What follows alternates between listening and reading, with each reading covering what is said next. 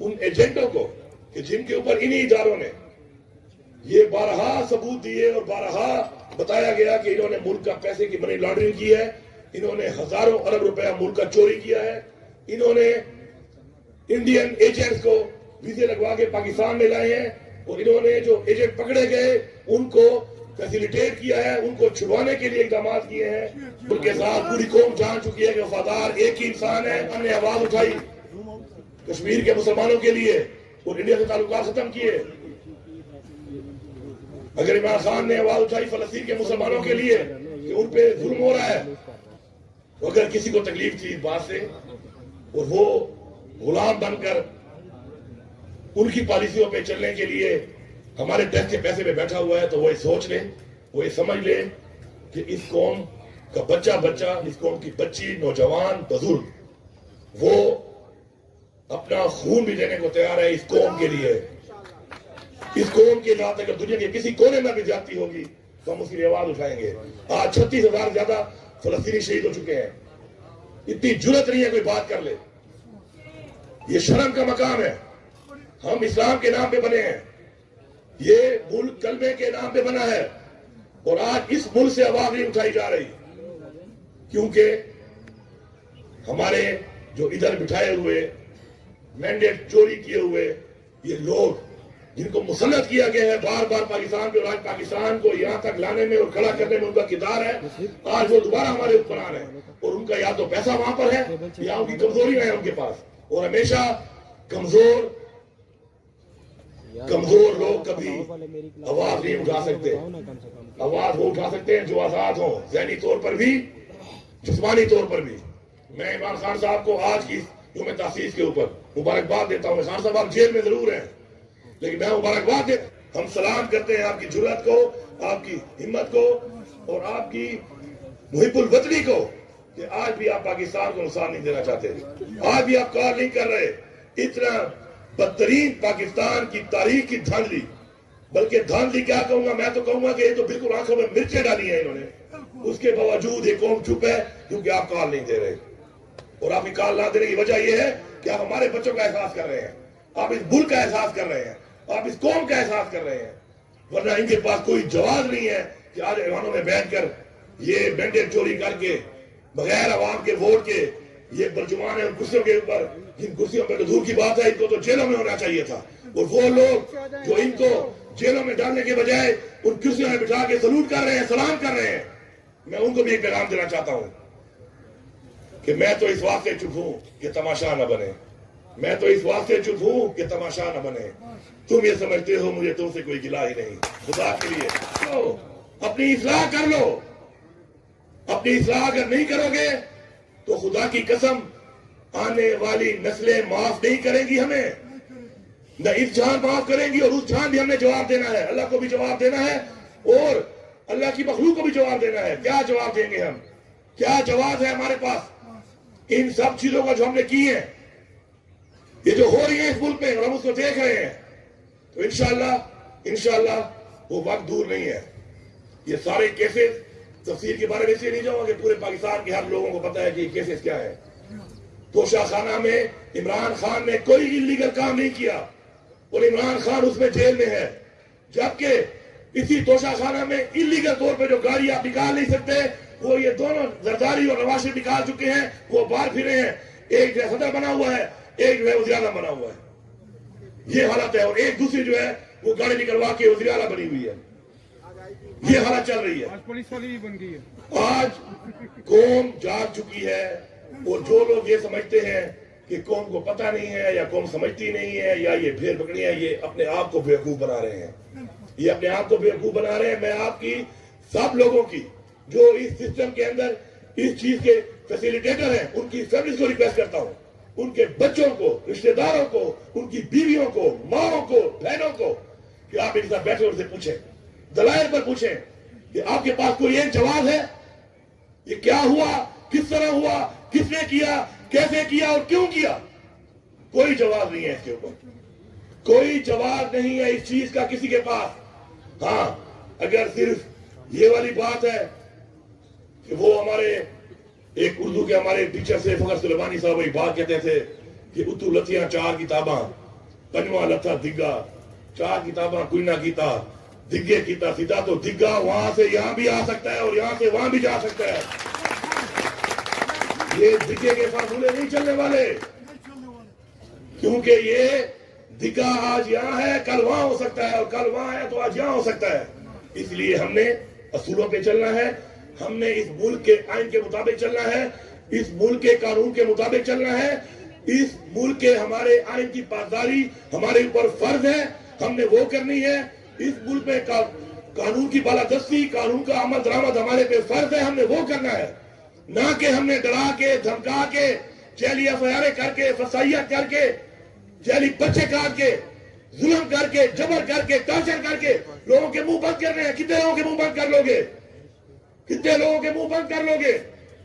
लेकिन याद रखें कि जुल्म एक वो चीज है कि जब जुल्म के खिलाफ आवाज उठती है और जब जुल्म का खात्मा होता है तो फिरौन की मिसाल भी सामने पड़ी है।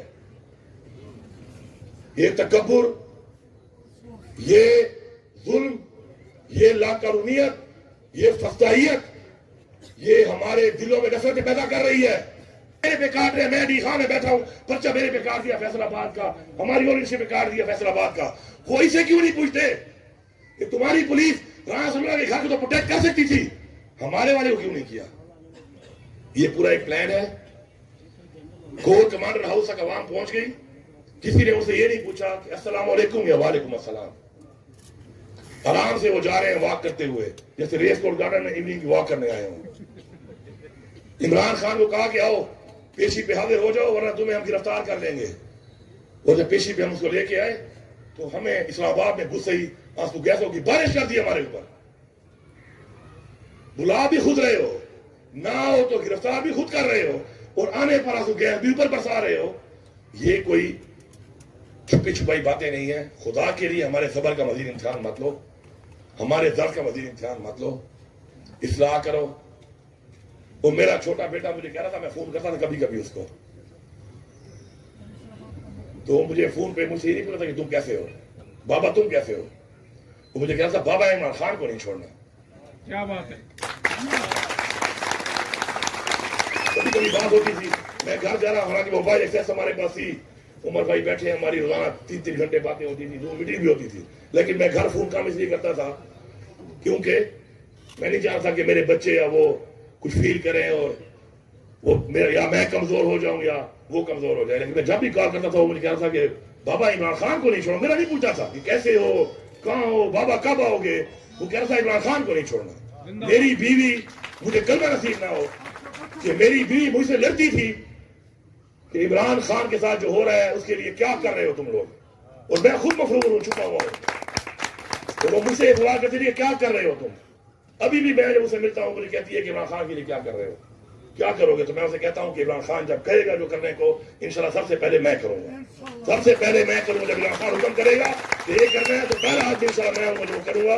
लेकिन जब इमरान खान जैसे कहेगा, मेरी ये गुजारिश है कि मजीद तो कौमों की, माओं की, बहनों की, बच्चियों की, बुजुर्गों की बदुआएं आपको ले डूबेंगी, मत और बदुआएं, क्योंकि इस बदुआ से नुकसान हमारा है। हमारा कोई भी इदारा कमजोर होगा तो हमारा मुल्क कमजोर होगा, हमारा मुल्क कमजोर होगा तो हम कमजोर होंगे, हमारी नस्लें कमजोर होंगी। हम नहीं चाहते कि बदुआएं लग जाए। बदुआ देते भी हैं और फिर ये भी कहते हैं कि बदुआ हमारे मुल्क को लगेगी तो ना लगे। लेकिन आपको समझ नहीं आ रही क्या चाहिए आपको। कोई पैसा चाहिए, कितना चाहिए? खुदा की कसम हम अपने आप एक जाती जमीनें, जायदाद, घर बेच के पैसे आपको दे देंगे अगर पैसे का ही है तो।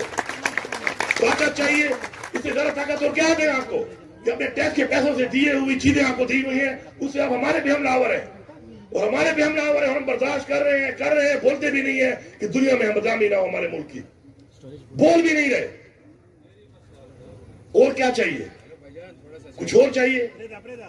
कुछ और चाहिए तो ही बता दो, हम देने को तैयार है, हम पूरा करने को तैयार है। ये कौम पूरा करेगी, ये कौम खड़ी होगी और पूरा करेगी इसको। आप बता तो दें।